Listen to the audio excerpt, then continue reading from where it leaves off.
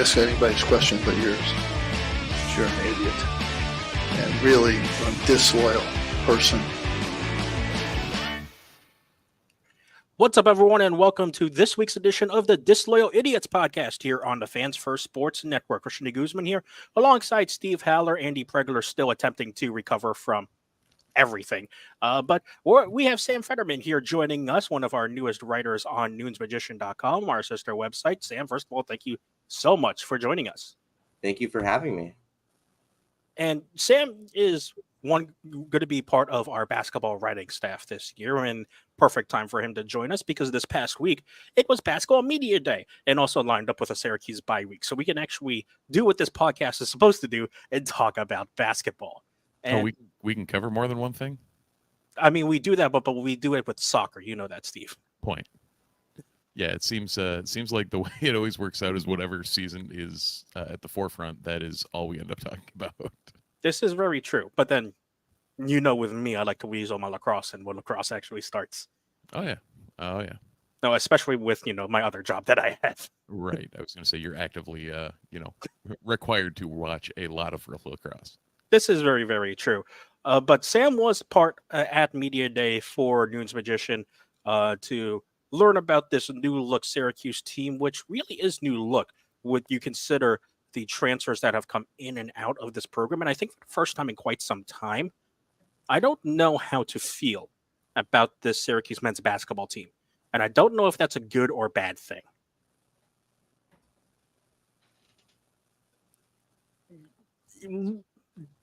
How do we feel?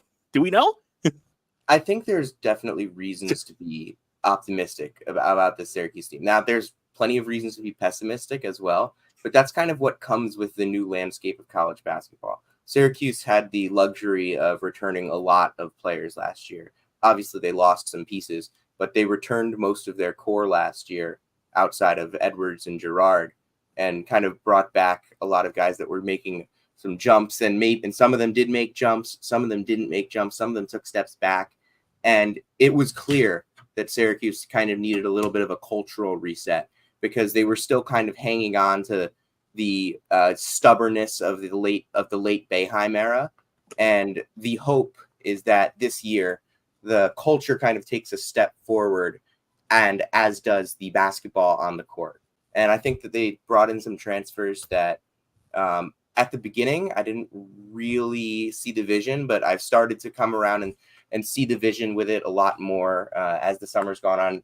The transfer that I think helped me see the vision the most was Jaquan Carlos from Hofstra, a true point guard. Syracuse is a team that has had a lot of lead guards, but not a lot of point guards recently. And Jaquan Carlos is a guy that is going to hound the ball defensively. He's going to handle the ball offensively. He's going to take a load off of the scorers, and he's going to make it easier for those scorers to get the ball in scoring positions. They can move off the ball. They're not just going to be standing there waiting for a play to break down. They're going to be moving with plays, with the play and in design, trying to get open. Hopefully that's the thing this year. When I spoke with Chris Bell, he said that there was a lot more cutting, a lot more screening this year. And I would say part of that is due to the fact that you're not running with two guards that are just very ISO heavy. Obviously, J.J. Starling's back, but Judah Mintz isn't. And while he was a very talented player and he put up big numbers, I think Syracuse is definitely in a position to do more things offensively without him, because Jaquan Carlos can do so much for your offense just by his presence of passing the basketball and attacking the basket on the drive, finding guys and working quickly, thinking quickly. Syracuse didn't think quickly last year on the offensive end. It was a lot of maybe late in the shot clock, something will figure out. And this year, I think they'll think a lot quicker. Steve, how many times, like the past 5 years, or however long I've been with you and Noons and with you and Andy on this podcast, have we said Syracuse's offense is literally ball in a guy's hands and wait for something magically to happen? Do you want me to go all the way back to long before you were remotely associated with anything, before you knew what Syracuse was? I think that makes our point very, very clear. Yeah, we've been saying that for decades, and you saw flashes of it try to change last year, and there were points where it almost looked like they were going to try and run something, and then didn't. Um, so yeah, that would be a very welcome change. I think that the fact that they just need to kind of get away from what didn't work at the end of the Boeheim era. Jim Boeheim had a tremendous career, but there's a reason why it ended with a couple seasons, with a couple straight seasons of mediocrity.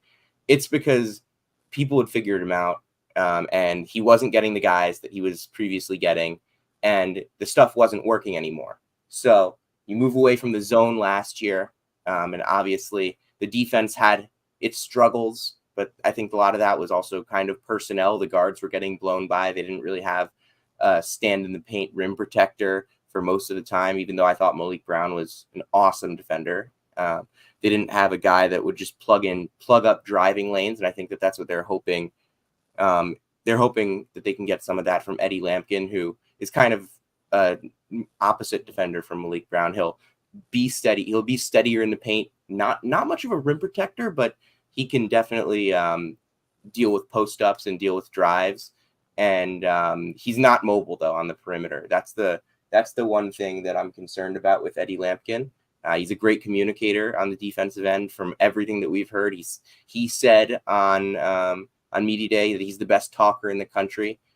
You can interpret that in a few ways. Obviously, he has his podcast. He talks a lot on social media. He's a very interesting character, but he's also a guy that is very communicative on the court defensively.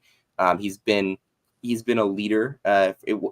What it seems like from what everybody's saying, that he has kind of helped kind of glue some guys together and just kind of helped mentor some pieces. I was talking with Peter Mastorovic, the Serbian freshman. He said that Eddie has been helping him out a lot, just kind of giving him tips during practice. When I asked for an example, and this example was actually pretty funny. Eddie basically told him when to be alert and try and slip some screens, because he wants to do behind the back passes from the top of the key.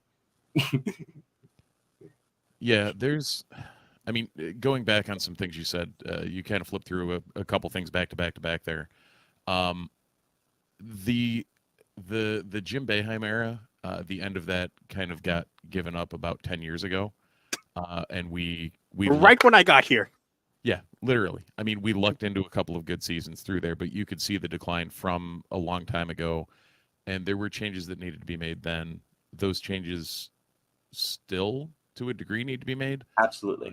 And I think that they are trying to make strides in that direction. Yeah, it seems like it. It's just, it's going to be slow going when it's been indoctrinated in the system for as long as it has, and you go with a continuation hire. Nothing against Red. I don't mind the hire after what we saw last year. It was just like, the culture is still there to a degree.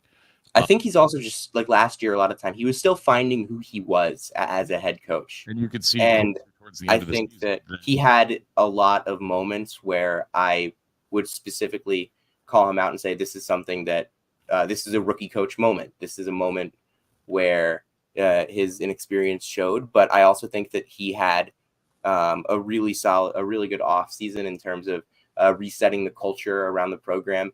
Like a lot of times there were things last year with just, it didn't seem like there was order, and he kind of ridded out the pieces that were rumored to be, or were publicly the perpetrators of that. I mean, he kicked Benny Williams off the team mid-season. I think that is something that kind of shows a more active role in culture. And I also think that he had some good game plans last year. I think that he had a lot of ideas that were interesting. Moving away from the zone, obviously, was something that any coach coming in here would have done. But I think that he mixed in the zone at times when they needed it. Obviously, we talk about it all the time on Inbounds. They did it and it didn't work, but there were some times when the zone would work. There were some times when it wouldn't. And I think that Autry is still feeling out when he wants to go to zone and when he doesn't, because for better or for worse, the zone has to be a part of everybody. I think zone has to be a part of everybody's defense at some level because it always has for a lot of teams. It's just a very different. It's very different than when Jim Boeheim ran his style of zone, and what he was running was very different than a standard 2-3 that you would see in most situations. And you have Rafferty's favorite phrase: "Zone with man-to-man principles." I still, to this day, remember was it EA College Basketball back in the day. Raf was the commentator they had doing literally every time you pulled that game up. Every intro, like the first start of the game, Syracuse versus whoever, with the zone with man-to-man principles, and it's like, yeah, okay, we get it, Bill. We know there's only so many things you can say because it's a video game, but we get it. And then you realized he said it every game that he commentated anyways, so. And I look at Syracuse's offense. There were a couple actions that I liked last year, but there were not. Those were some actions that got that I think they initiated some solid actions with the guards in the post. I think there was one or two actions that I liked that started with JJ Starling in the mid post backing down a guy, and they worked some actions off of that. They did not work enough actions for Chris Bell. That was the problem that everyone had. And I thought they had some solid actions to get Justin Taylor cutting, but he really wasn't shooting well enough to stay on the floor. So they couldn't really, and he couldn't keep defenses honest enough with his shooting. So those cutting sets didn't really get to work out very much. But I think there were some solid principles to go off of last year. Obviously things that need to change. I think there was more change going from 2 years ago to last year than from any individual year stretch that we've seen in Syracuse basketball. And that's obvious when you get a new head coach. And now you have an outside the family guy and Dan Engelstad coming in to replace an inside the family guy in Jerry McNamara. Not that Jerry McNamara needed to be replaced. I thought he did a fine job, but I think he's going to do well at Siena, regardless. And I think getting an outside voice, someone that hasn't been involved with the Syracuse program for however many years, is good for the program, even if you're losing. It's to make the best out of a situation where you're losing a guy that you really trust in the program. Well, you mentioned also culture shift, and I think that's something that I think fans are going to get a little bit used to, because so much. I think especially the fans who are used to Syracuse basketball, know what type of quote unquote culture to expect from Syracuse, because while Autry came in last year, it still felt like, a very Boeheim-esque Syracuse team. It was all the guys that Boeheim and his staff recruited.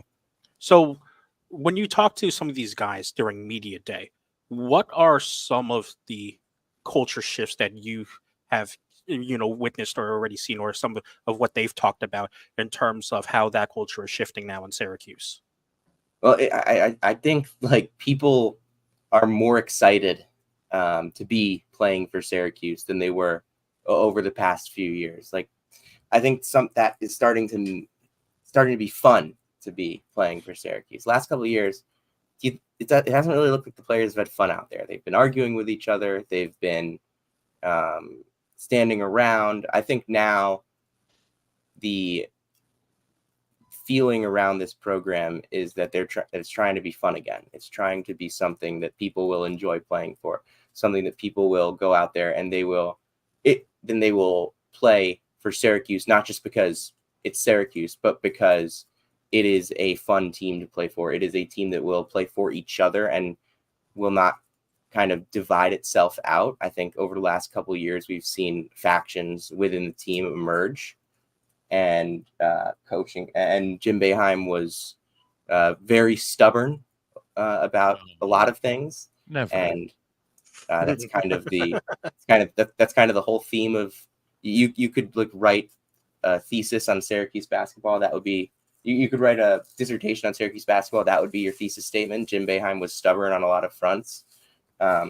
And I think that created some stubbornness within the players on the team. And I think that they're, as far as you can get away from that in a year and a half, I think they're moving towards that direction.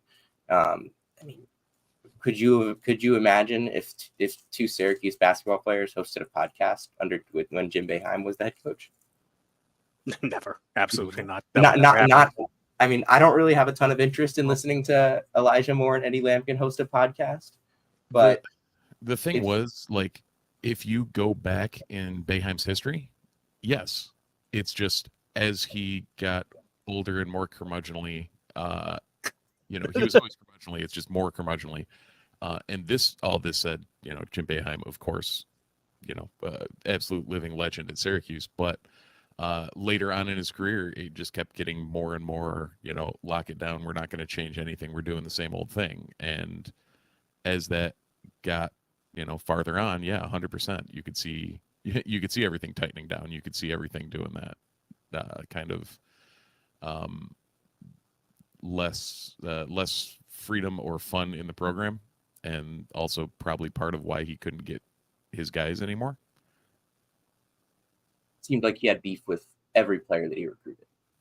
Pretty much. And I think that that shouldn't be the case anymore. Players should enjoy coming to Syracuse and have a better relationship with their head coach than Syracuse players did with Jim Boeheim by the end. I mean, and we're already there's a reason he had to start two of his sons. Yeah, this is true. Yes, but we're already seeing some of that culture shift as well in terms of players being excited to play for Syracuse basketball. We're seeing that in the recruiting trail, especially with the rumors of Alex Constanza, starting to heat up a bit more. More and more people are starting to talk about him potentially reclassifying to 2025 and committing to Syracuse potentially. Of course, the whole Keon Anthony saga is coming to a close soon, with him now down to Syracuse and USC as his final two schools, Auburn getting knocked out of the mix, because it feels like for the first time in a while, even when Boeheim brought in that big class that included Mintz and Taylor and Bell and Copeland and Brown, there still just hasn't been the same excitement for a Syracuse recruiting class in quite some time. Yeah, and that also comes back to you bring in Donnie Freeman now, who we haven't mentioned 17 minutes into the podcast. I mean, you can't really, that's surprising to me given the discourse around Syracuse basketball. All the word outside, all the word from people at Media Day, from the players, from Autry, is that he's been killing it in practice. He's had matchups with a lot of different guys, and he is working through a lot of different things, and he is shining in a bunch of different ways as well. I spoke to Jaquan Carlos, and I asked him, because he played with a lot of great players at Hofstra and players that made it to play very well for high majors, like Aaron Estrada last year, and Tyler Thomas could have played at a high major. D-Stone Dubar is playing at Tennessee this year, and he's going to be really good for them. And he said that Donnie Freeman is unlike anyone he's ever played with. He said he's an NBA player, no doubt. And Syracuse needs guys like that. They need guys that have outlier talent. And look, who knows if Donnie Freeman is going to be a star in year one. It's very, very hard to be a freshman that is very good. When Donnie Freeman attacks the basket, when Donnie Freeman is aggressive, he is very good. And he can rebound. He can score. I just hope that he doesn't settle for too many jump shots, because he's much better at attacking the basket. He can shoot the ball. I'm definitely curious to see what he looks like, and to see how they scale him on positionally. Are they going to are they going to use him solely at the 4? Are they going to try and mix in some big lineups, some small lineups? How do they want to use him? I think they can use him in a bunch of different ways. He is skinny but strong.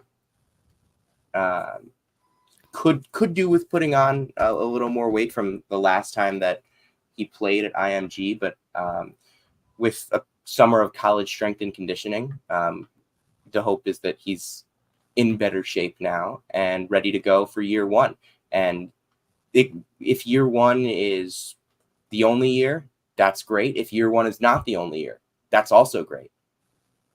Yeah, So I mean, it's one of those where you look at it as if year one is going to be the only year, and the rest is just gravy.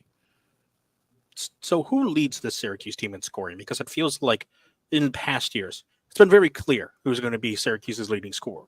Mintz, Boeheim, Battle. Who leads this Syracuse team in scoring this year? I think they're going to look to J.J. Starling a lot for scoring, and Chris Bell could lead the team in scoring. I don't think I would be surprised, but I think the most of the money would have to be on J.J. Starling. He came along strong towards the middle of the season last year when he kind of figured out his jump shot situation. And I think that playing in a little bit more flow of offense will help him. He'll handle the ball a little bit. Obviously, JC will be the primary point guard, the primary ball handler, but they'll definitely go to JJ Starling to handle the ball at some spots. And he'll be a secondary ball handler that will attack the basket. They'll ask him to shoot. They'll have him play make a little bit for sure. And if Chris Bell is doing as much cutting and moving off of screens as we hope that he does, then there's no reason why he can't beat this team's leading scorer with how good he is shooting the basketball. There's certainly a lot of reasons for optimism around that, but then you can come back and say, hey, but what if nothing changes? But what if all this is for nothing? And there's pessimism that can be had as well. I think that you said you opened this whole segment with, I don't know how to feel about Syracuse basketball. I don't think anybody knows how to feel about Syracuse basketball right now because it's new. Syracuse has not attacked the transfer portal like this. They have not had a 5-star freshman like this in a while. They have not had a point guard in a while. They have not had a legitimate back-to-basket post scorer in a while. There are just a lot of things about the Syracuse team that feel different from what we've seen in past years. And it's a change to what everybody is dealing with in college basketball. And Syracuse was just kind of a little late to the party on that because get off my lawn, Jim Boeheim wouldn't stop falling back into ways that he continued on from the 30s. That's putting it mildly. Yeah. Yeah, there's how long's it been since we haven't had what do we expect out of Syracuse basketball? Well, I guess never mind. There was a stretch where it was nothing good, but it's been a while since we've had the kind of questions we've had. Yeah, and Steve, you something that Sam brought up that I think you are specifically good to talk about is that there have been moments of hey, Syracuse is going to change. This is going to be the better. And then we get a third of the way through the season, and you and Andy and I are talking about, wait, it's the same Syracuse basketball team with the same Syracuse basketball problems. Funny how that happens. Yeah. But I think that one of the problems over the last 10 years since they stopped getting the elite level athletes, that would really help the zone has been rebounding. And this year with Eddie Lampkin, Donnie Freeman, and Jair Davis, the hope is that the rebounding is no longer going to be quite as big of a problem. I would obviously not say that, they're going to be an elite rebounding team because who knows? But there was a clear emphasis this offseason on bringing in guys that are going to be physical, are going to try and get rebounds. And I think that will be a very welcome change to the Syracuse roster construction. So Steve and I have been busy for reasons that are very, very clear. So we have some idea of what to expect from Syracuse basketball, like you said, but not a lot. And I think a lot of this also comes down to, much like the past couple of years, but even more so this year, we don't know what a starting lineup for Syracuse looks like right now. Sam, what are you thinking? Because we can assume J.J. Starling and Chris Bell are going to be penciled in, but where does the rest of the team fit around that? I think the most likely solution, the most likely answer is Jaquan Carlos at the 1, J.J. Starling at the 2, Chris Bell at the 3, Donnie Freeman at the 4, and Eddie Lampkin at the 5. there will be plenty of lineups with Jair Davis. There will be plenty of lineups with Lucas Taylor.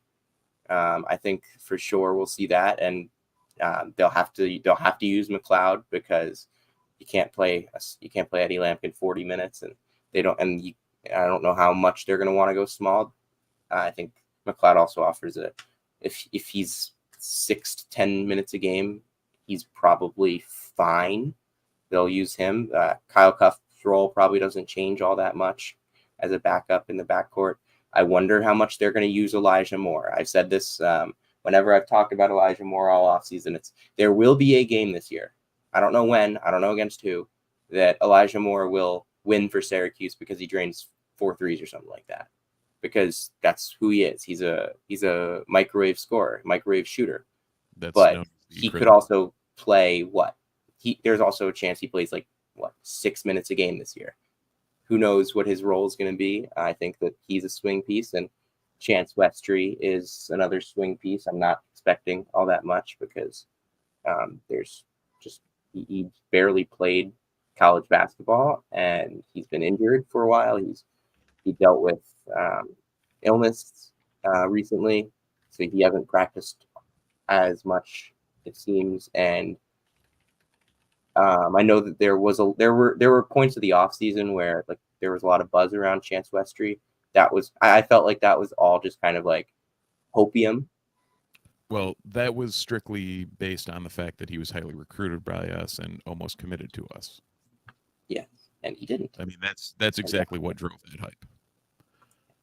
And I think this team in general, the last time I can distinctly remember a squad that has this many question marks was probably the 06-07 team, which neither of you remotely remember. Nope.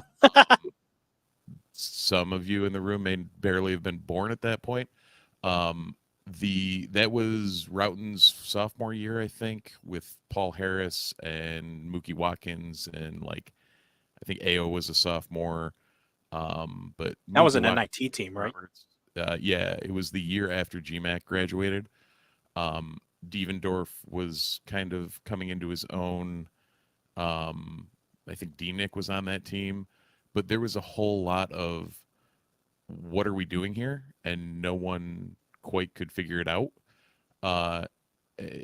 This seems like a much more talented version of that. That was a lot of talent that was way too young with a big gap on the back end. This seems like a much more well-developed squad as far as, I guess, experience over the classes and how it's kind of spread out. There seems to be a little gap in the middle, but in general, it seems, veterans on a team that has a lot of question marks usually help out. But that's also kind of what college basketball was versus is. A lot of times teams would have cycles like that where you lose a player like Jerry McNamara, and you look at the 2006 graduating class, that was the class that won the national championship as freshmen. And you lose the last couple of pieces from that team, and when you have a lot of just younger guys that are coming in and playing much bigger roles, that was something that happened in college basketball 15 years ago. It was something that happened in college basketball 5 years ago, a lot more than it does now, where you had to see a lot of internal development year to year. I think there are still a lot of programs that do a really good job of that. Iowa, Purdue, Marquette, they're all really good at that. UConn, I mean, what don't they do well at this point? But now in college basketball, when you see teams that lose these guys, have some holes to plug, they'll go into the transfer portal and they'll try and plug it up with transfers, high upside guys, maybe steady guys. It could be teams could do it in a bunch of different ways. And Syracuse did that this offseason with four transfers, all of whom that will play a role on this team, make an impact. And it's good to have question marks this year. I think these are good question marks. I think there are some teams that have bad question marks. I think Syracuse has good question marks. Well, a place where you will not have any bad question marks is at our friends at Home Field Apparel, our wonderful sponsors of the podcast here on the Disloyal Idiots Podcast here on the Fans First Sports Network. You can grab Steve's favorite corduroy hat or my good old favorite Cuse bomber jacket, which you have to get on the waiting list for, unfortunately.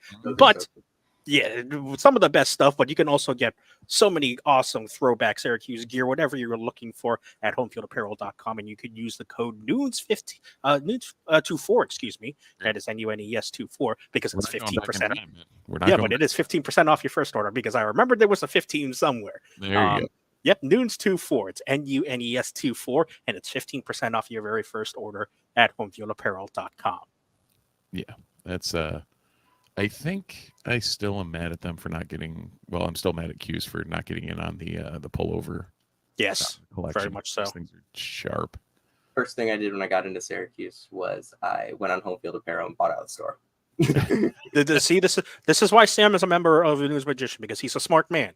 He knows exactly what you need to do in order to be a proper Syracuse fan. We have properly grown in orange, by Sean's book. But again, homefieldapparel.com, Noons24 at checkout, and NUNES24, 15% off your very first order at homefieldapparel.com. With my new favorite school, North Dakota State University. Indeed.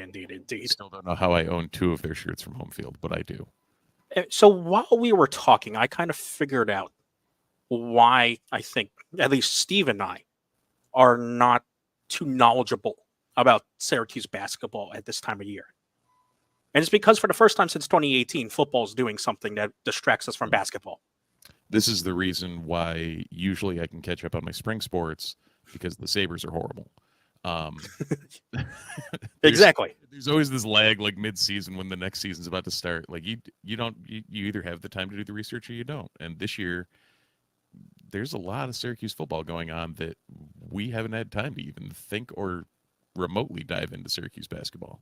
Because even in the past couple of Dino Babers years, Syracuse was just mid enough for people to still focus on basketball without having to worry too much about what football was going on.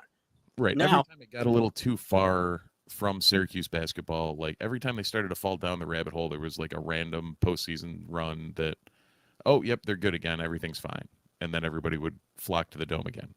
And like even with the hot football starts, like they had the same problems even when they were winning. Oh, yeah. So, again, it kind of feels like what we were just talking about with Boeheim, where, you expected change in the Syracuse football program, but then Steve, Andy, and I would get back on this podcast and talk about the same Dino problems that had been coming up. And this is something I brought up with Steve last week, which is that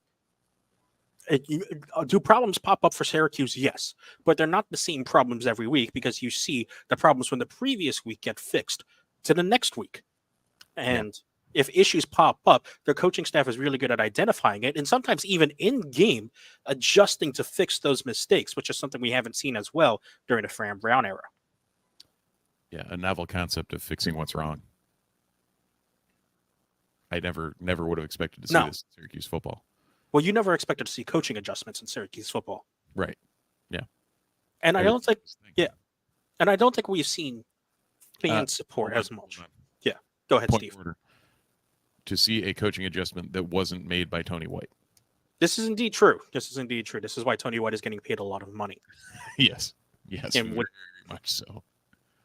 It would have been really interesting to see what would happen if Tony White became head coach of Syracuse football.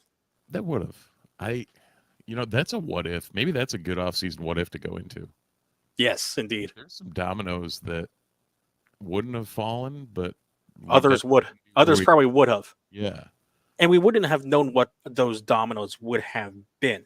But this ties nicely in, because one of the big dominoes that has fallen with the hiring of Fran Brown is just the program excitement.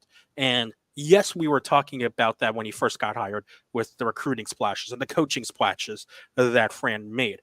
But now we were worried at the time how much that momentum would carry. And now we're seeing that, at least through the first half of the season, it's carried a lot. I mean, did everyone show up for it? No, but it was a sold-out Holy Cross game. And I don't think Syracuse sells out an FCS opponent unless, especially that late into the season, unless Right. Fran Brown builds the momentum that he did. Yeah, I was talking to some people about that of where that ranks in the weird ticket sales from Syracuse. And I think that takes the cake. Like, I get the sellout a couple years ago against NC State. I get the sellout against Notre Dame that were the first couple that we had seen in, probably a decade. Like, hell, even the Clemson upset wasn't a sellout.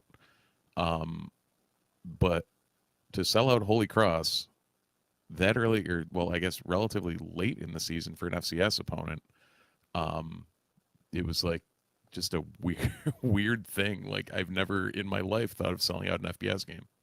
And Sam, you can talk about this from the student perspective because Steve and I have seen some woeful student sections in our time as Syracuse fans and media members. But it feels like this year, at least in every home game, we'll see how this translates into November, especially for the Virginia Tech game. How much the momentum with the student section hold as well, because every single student section has been packed this year, especially even with the change. I mean, they're still leaving early, but that's every student. That's every student section. That's every student section. Yeah, yeah. And honestly, like, can you like? It makes sense. Like, if it's not a close game, especially like, I mean, Stanford, I really didn't understand leaving early all that much because it was a Friday night, like, and it's the only game on. But like on a Saturday when Syracuse is playing Holy Cross, like if Syracuse is up 2 scores, like you want to watch the other games that are going on. But like but the students have energy around this football team. I think people care. Right now, I think Fran Brown did a good job energizing not just the fan base, but the student body. I think big names, when you bring in a big name like Kyle McCord, it gets people to care, regardless of whether he was going to be good or not. And obviously he has been good. People care. They don't care enough they don't care as much as a lot of other places, but they care. And that's what matters. I feel like a lot of the time last year was like, Syracuse football. Now it's, Syracuse football.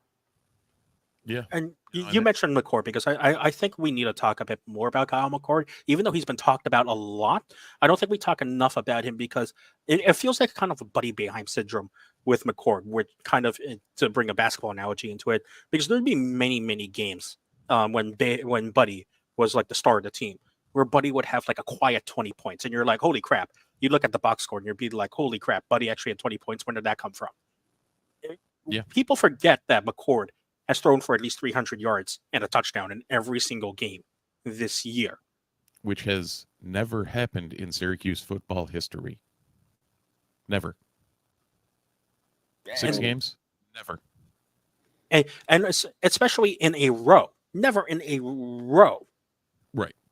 It's never happened in a season, let alone consecutively to start the season. And I feel like some people, it's hard to say this and may feel genuine about it. It feels like some people are discounting kind of the impact that Kyle McCord has had. Because I think people understand it's had a big impact, but I don't think people understand how much of a big impact Kyle McCord has had on the Syracuse football team. You look at the fact that they're throwing the ball as much as they are. They've thrown the ball 200. He's thrown the ball 282 times in 6 games. Like, what? That's wild. And the fact that he's still managing to drive the team down the field, the offense is on the field a lot. I mean, the one thing that I feel has changed the most is just like it feels like they're running more plays. The offense is dictating the game. They're not getting the games dictated. They're not getting games dictated to them by the other team. Syracuse football has been dictating a lot of the games that they've played this year. And the fact that they have an offense that can reliably move the ball down the field is something that, I mean, when you add a quarterback that is just unafraid to just sling the ball wherever, they never threw over the middle of the field last year. Now they throw over the middle of the field a decent amount.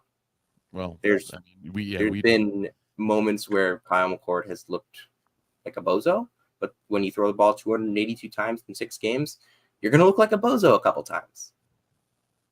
Probably. Likely. Steve, how many times during the Dino Babers era did we realize, holy crap, this defense is tired. And then we realized it because, Syracuse just had a really quick 3-and-out that we blinked at, and the defense is back on the field. How many games did Dino Babers coach that wasn't 2018? Yes. Your answer. Yeah, exactly. The ability to, I mean, I was watching the UNLV game with one of my buddies. We got to the end of the game, and I literally said to him, I have all the confidence in the world in overtime solely by the fact that our defense is rested. Like, we're going to be able to move the ball.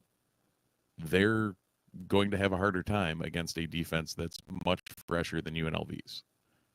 And in hindsight, it worked out, but that's something I never would have thought I would have gotten out of a modern Syracuse football team. To be able to go into overtime saying, oh yeah, we have a fresh defense.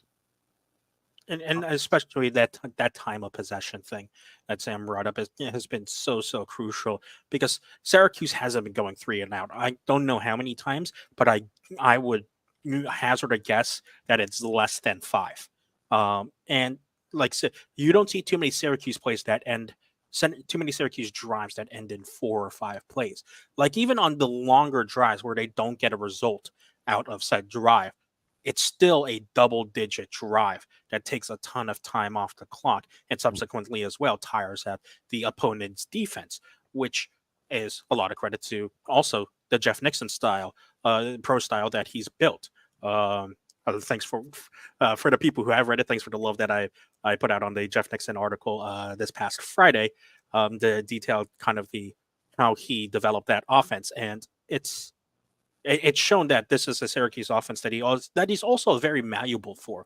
Yes, it's a pro style offense that has its NFL roots and its NFL's teachings and the installs, but at the same time, it's a offense that, he knows where his team strengths is, and he can play to that team strength.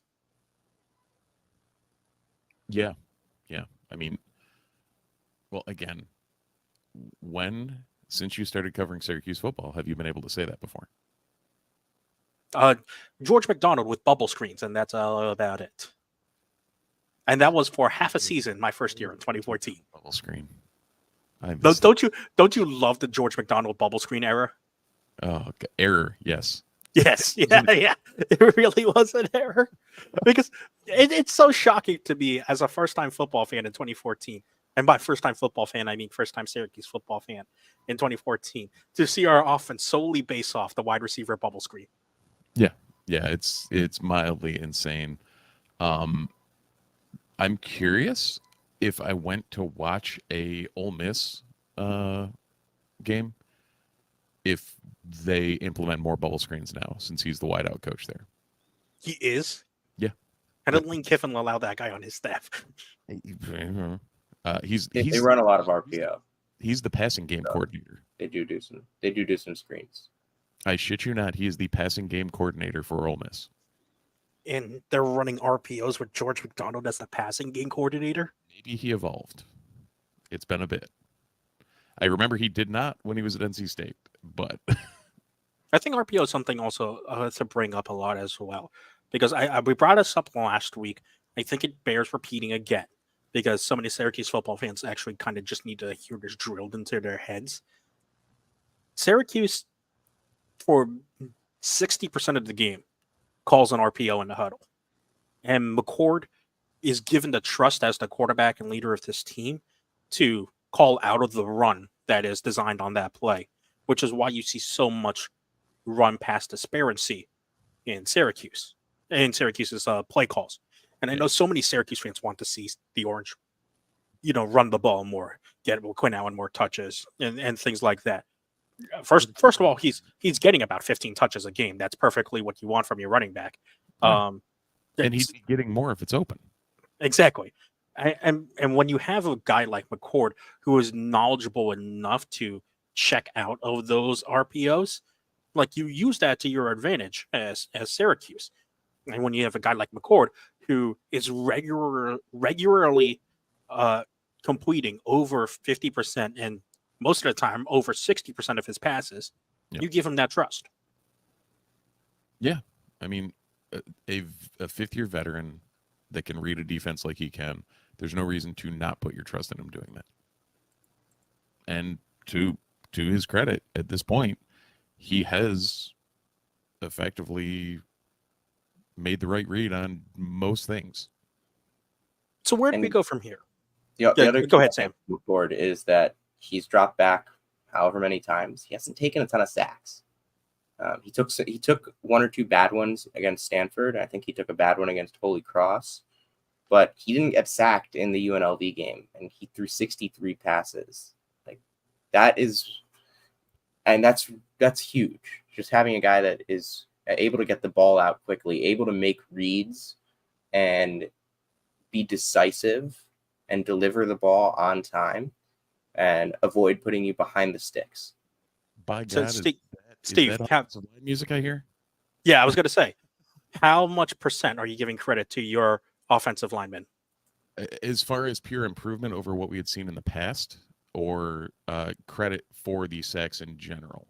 I think it's a combination of McCord knowing, like Sam mentions, knowing when to get rid of the ball, but also a significant increase with those two tackles in the quality of pass pro that we're getting. And, more power to bringing those guys in. It's worked out quite well. It hasn't worked out as well as we wanted to in the run game. But it is what it is, and it's a improvement over where we were. You bring in two guys good enough to bench the guy who was in Penn in the starting lineup with Enrique Cruz. I think we're doing okay, and I would not be surprised next year if we see Cruz as one of the starting guards. So we're moving in a direction, and I'm not going to complain about it. Speaking of directions, do we want to talk about the potential direction of this program for the next 6 games? I was going to bring that up, but that's because I forgot that we haven't touched on the other side of the ball that much. For 2 reasons. One, we really haven't had to most of the time in most Syracuse games, which is a refreshing thing to do. For all Syracuse programs in general, but also in a way, we know what Syracuse's problems are, and I think we trust Syracuse coaches more this time to hopefully remedy some of those problems, especially hopefully during this bye week. Of course, it's the problems that we brought up during our last podcast, so defense and tackling. It's amazing how that happens. Same problems all the time. Yeah, it's amazing how Syracuse's zone defense across all 3 major sports, football, basketball, and lacrosse, remain a huge problem. Yeah, it is. It's, I don't know if sad is the appropriate word or not, but it's sad. So let's go on to what Steve was saying, because this is it also a lacrosse issue? Yeah, it can be. All right, we're 3 for 3 on the major sports. So let's go to what Steve was going to allude to. What is the program direction of these next 6 games? Because you have the Pitt game, which we can talk about in a bit later on, but I think the more important game is the Virginia Tech game at home. One, it's because you need to reestablish some home momentum after having the entire month off due to the scheduling, thing of being on the road and having the bye in the whole month of October. And especially for that Virginia Tech game, I'm not sure if regular fans have truly come to realize this yet, but that's the last time that students will be at the Dome full time. Yeah, that's weird. That's some weird scheduling. Because the last 2 home games that Syracuse have are at the very beginning and end of Thanksgiving break. And Syracuse I will not be at either of them. Exactly. So Sam won't be there. Syracuse football doesn't open up the student section or close off the student section for students only during those games, because they know that, 80 to 90%, if I had to generously estimate it, 80 to 90% of the student fan base will not be there during those dates. Yeah, that's going to suck. I mean, I guess for UConn, it's not going to matter as much, but for our final contest against Miami, it's going to suck either way, but it's going to suck less without the students there, or suck more without the students there. Watch that be game day. Oh, if it's game day, I might have to just would I was going to say, how many students would come back if it was game day? Yes. I mean, I think I would have to. You kind of got. I mean, Syracuse is one of the 5 schools left that has never had game day in the P4. At the Power 4 level. This week. How did Cal beat us the game day first? Holy moly. The internet, that's how. That is a noted ACC member, Cal. Historic ACC member Cal getting it before historic ACC member Syracuse. Hey, Carmelo Anthony is Historic, and Syracuse playing against historic ACC members Pitt and Virginia Tech coming up. In Boston Do you College. think? Do you think Carmelo Anthony tells Keon his memories of playing in ACC basketball? That's absolutely how he played against Pitt. So He did play against Pitt. You are indeed correct. And BC was still in the league at the time. And so was Virginia Tech. yeah, I was wondering, was that like, 'cause that might be like the last couple years of Virginia Tech, Miami. Yeah, they were still. No, they were all still there. West Virginia. Yeah. Yeah, West Virginia was definitely still there. Yeah. Had West Virginia? When did West Virginia get there? Well, West Virginia was like an early 2010s Big 12 edition. No, or yeah, late 2000s Big 12. They didn't, because they were late to get to the Big East. Yeah, 2003. They were in the Virginia Tech, BC, etc. Moved in 2003. Yeah. West Virginia That's after okay. that. West Virginia moved in '95, so earlier than I thought. Mhm. No, West Virginia came into the Big East in '91. Well, for football. Ah, The conversation was about Carmelo Anthony. yeah, I mean this Podcast. this is inevitably what this podcast always turns into, like complaining about scheduling and conference realignment at times. Oh, no one on Noons ever. There's not been a history of complaining about scheduling ever in the Noons Rowdy. Yeah. But See the very first 2 editors of this blog. shall we get back to the point? That is the point. It's scheduling. We talked. It somehow turned into the point that, like, what's the preview of the next 6 games? The scheduling actually is awful. Oh, horrible! Absolutely horrible. Thursday night, ESPN primetime against a Pitt team that is undefeated. That should be I feel like there should be more buzz around about that right now.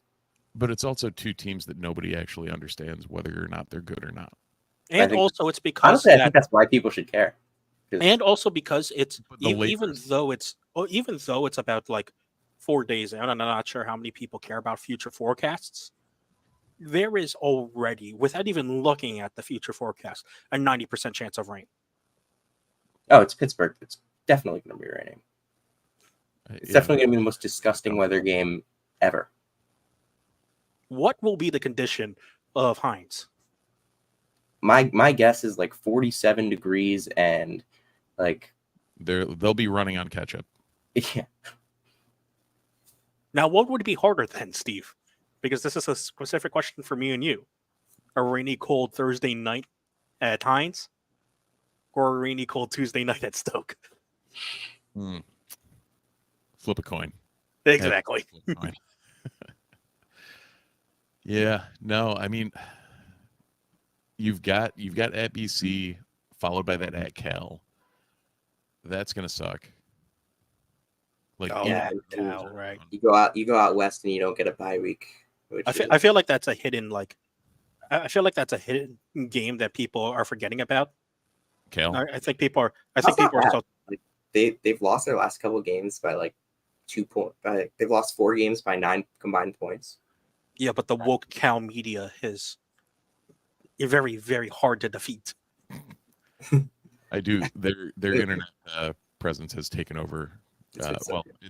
It's come down the last couple of weeks, but it's still They've been losing. absolute A+. This is indeed true. It's because they have been losing. You get a road game 3,000 miles away against a team that can run the ball. Well, coming off the BC game where nobody knows what the hell, which Castellanos shows up. Is it the injured one that turned the ball over 3 times in the last time he touched the ball, or is it, the one who looked like a savior at the beginning of the year. Yeah, BC got all that helium for beating that Florida State team that everybody knew immediately in the first quarter of that game was horrible. Remember when we were cheering when the ACC scheduling came out that we didn't have to play Florida State this year? Yeah. You avoid Clemson, though, so Clemson's pretty good. We did avoid Clemson, and I think that's another big thing as well that Also, people forgot about. avoiding SMU, who's pretty good. I think that's a thing that people forgot about Clemson this year because of how badly they lost to Georgia. It's still a good Clemson team. I mean, they're not awesome. They're good. Yeah. SMU is pretty good too. You don't have to play them. They can put a ton of points up. Again, that's another thing. Like, SMU won the if I remember correctly, they won the AAC last year, right? I think so. I'm not sure. I don't know. Yeah. They won 10 games though. I know that. Yeah. I remember my BC friends being surprised that BC beat them in the Fenway Bowl. Yeah. BC got boat raced by Tech on Thursday. Yeah, it was not good. Yeah. Yeah, BC, it was like 28-0, 28-21, then 42-21. Yeah. But you also remember that's Thursday night at Lane Stadium, which is always one of the most hostile environments in all of college football. Mm-hmm. Because for some reason, Thursday night at Lane Stadium just turns into like the horror. Where we went last year. Yeah, that's because Schrader, lost the ability to use his shoulder on the first game of the first play of the game, and no one knew about it. Oh, you know what I found yesterday? I found, You remember the Thundercat logo I found, or I did last year? I found that. Nice. I believe that's going to have to come back if this keeps up. Shows up again. What are we expecting from this Pitt game? Especially after, this is how we'll close out this podcast, because what are we expecting from this Pitt game, especially coming off a bye with Syracuse's shortest week, quote unquote, for preparation? I mean, Pitt's going to play for 60 minutes. That's what they've been doing all year. So I think that you can come out with the energy, but you have to keep the energy throughout the entire game. You got to match their energy. Pitt has been an energy team all year long. They've been one of those teams that just doesn't go away, and you can't let them dictate the energy of the game. You have to take it to them. I will counter that with a statement that has no fault. At some point in the season, Narduzzi will Narduzzi. This is incredibly true. And there is a chance that the Narduzzi occurs on Thursday night. I don't disagree, but I think it's very dangerous to be banking on it. This is true. This is also true. 100%. I think it's dangerous and a little bit, honestly irresponsible to be banking on it.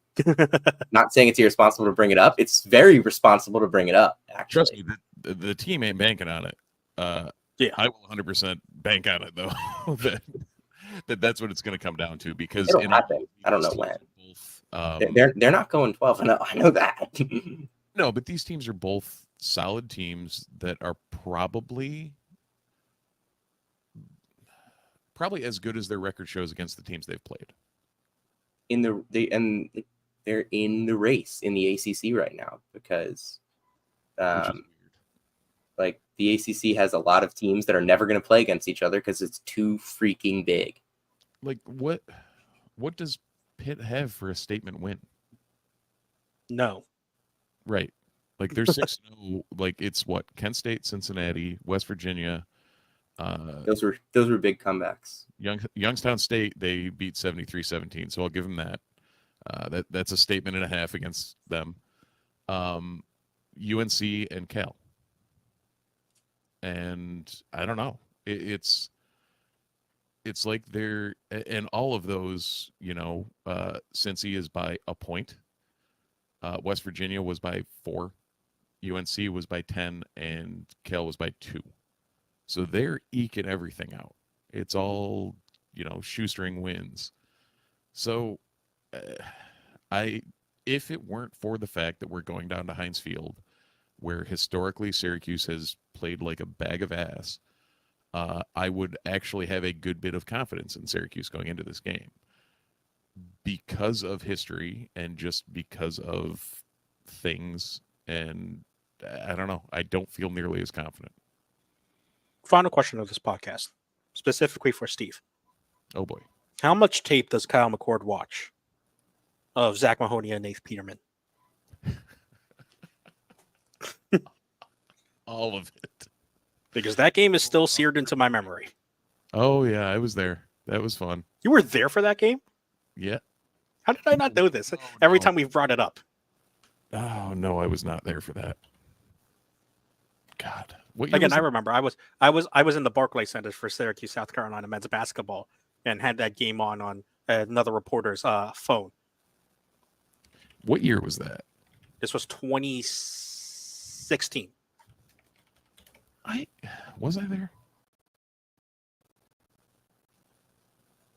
I don't think so. What was the final score of No, that game again? no. I keep forgetting, but it was 70-60 or something like that. Yeah, no, I was there. They lost, and it was 72-63 or something. 76-61. Yeah, it was something stupid. It was just like defense was optional. That game, I still believe, is still the single game passing record for Syracuse. I think it is. And it was by Zach Mahoney, of all people. Yeah, that game was just stupid. Yeah, I was there for that. We had seasons still. Well, guess what? Kyle McCord is going to head down to Heinz Field and try and break that record. 440 yards. 5 TDs. That's what he's got to do. And he's had a chance at 400. He's had a chance to get to 400 at some games. We'll see if he can do it against Pitt. That's it for this week's edition of Disloyal Idiots Podcast here on the Fans First Sports Network. Sam, thank you so much for joining us. We always thank Steve as well. Hopefully Andy is feeling better next week. If you're watching us on Facebook, Twitch, or on Twitter, thank you so much for tuning in. As always, Sundays live at 8 p.m. Eastern, most Sundays in general. If you're listening on your podcast platform of choice, don't forget to leave a rating, review, and subscription. Leave a comment as well so that we can trick the algorithm into expanding the Ottoman Empire. Thank you all so much for listening once again. And as usual, we end with Go Orange. Go Orange.